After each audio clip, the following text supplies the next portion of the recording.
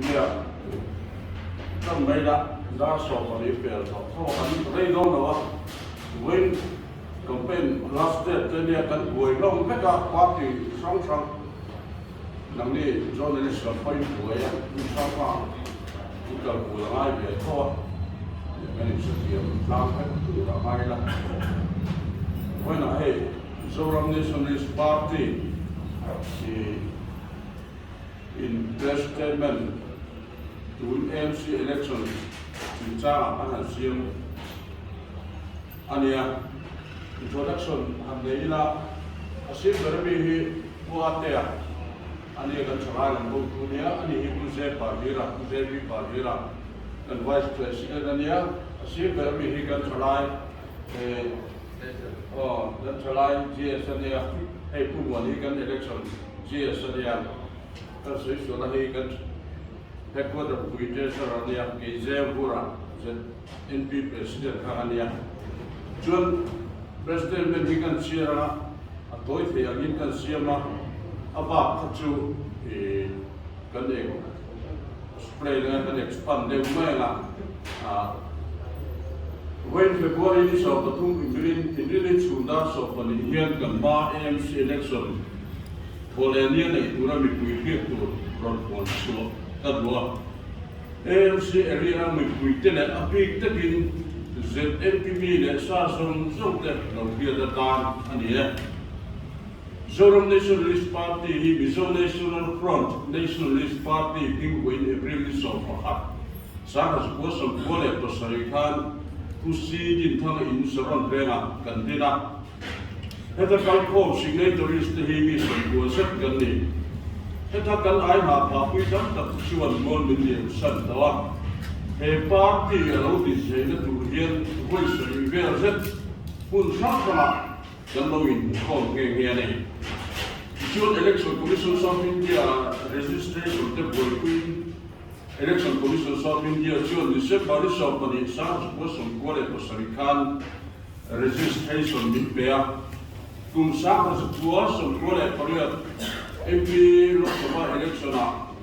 kan phopuite le tangwarin ne na kan changa ayan Dr. S lungwana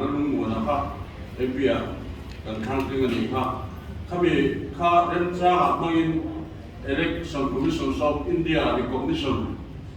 kan dila January election dile pariat sa kuala Khan Election Commission of India Chuan recognized party of Mino Ombe Tahani. The Chuan MNF Nationalist Party Atanga Zoram Nationalist Party of Bingka Election Commission of India of Gas Nisam Tung Kimsan Nikan dan Subdilya kan dilate Mino Komsakin September Nisam Kua Kumsan Nikan Zoram Nationalist Party Binghi kan Noputani kan simbola Election Commission of India lemti na ngin ni san without grace anibo he document tringania tu na karon so he nakin zero history ta ko nagi journalist ko ka ko na koi mo to na asan chu engimo party hetia kala cultural ikikumatin nge ni tha Ikikumange recognition, ikikumange registration ng naititeka ang tina. University jam tu pun betul deal tina. Adin ni recognition, registration, ini ne kapa. Koi mo emema. Kena kan ikut tentang type kerja kalau tidak ni. ZNP yang Mizoram pun punya unit sesuai jual kan naik. Andi hau ni mobile phone, mang catakin kan naik tu program ni. Duna ZPM party hi tanggol pol kha ani to lawa anti deila tam tak ke ni tengin ankala tanggol pol ani wa khan anani chom anani chauzel dura angaya masa tanggol pol kha ani to lawa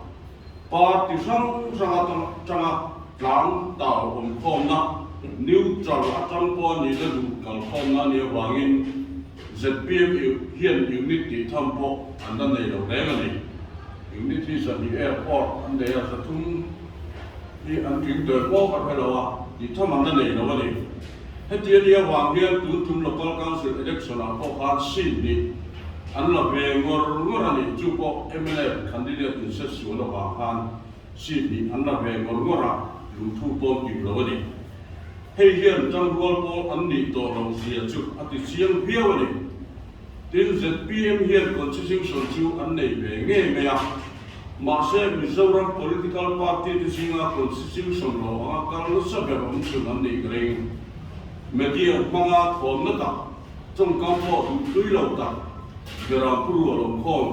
เวลาเป็นตัวมุมมองในเราเป็นเห็นในแบบไหนสู่เห็นที่เล็กเสียชินอันนี้แบบที่บอกกันที่ต่อให้เป็น election นะทอมนะที่ดูจุ่ม local council election ต้องรับพอไอ้ส่วนผู้เกี่ยวส่วนอันทอมนะไม่ได้มาเสกันอันนี้ทั้งเสีย local council สิมี BCที่เป็น local council ที่มีเสียอันนั้นเท่เลยข้ากันดูเพื่อกันเพื่อต่อเพื่อกันดูจุ่มพอเห็น MC กันอีกครั้งเดียวนะอันทอมนะไม่มาเกี่ยนี่สุดที่เชียงตูเตกันเนี่ย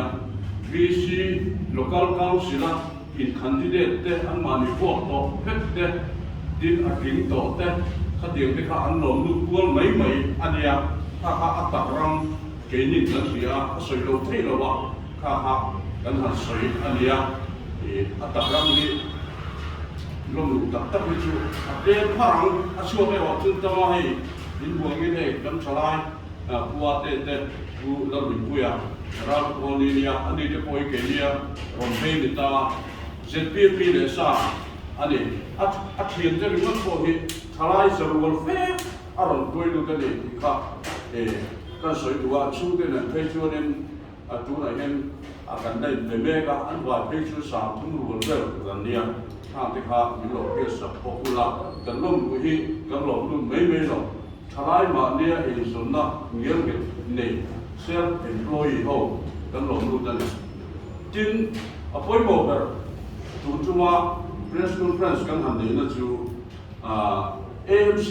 election เราองตัวราเฮียน ZNP executive committee ส่วนตัวว่าอินบัวใส่น้ำมือมากันนั่นเองมันเราวางอินอาจารย์จูจะรู้ว่านี่สมเลยปนิคานกันปาร์ตี้ ZNP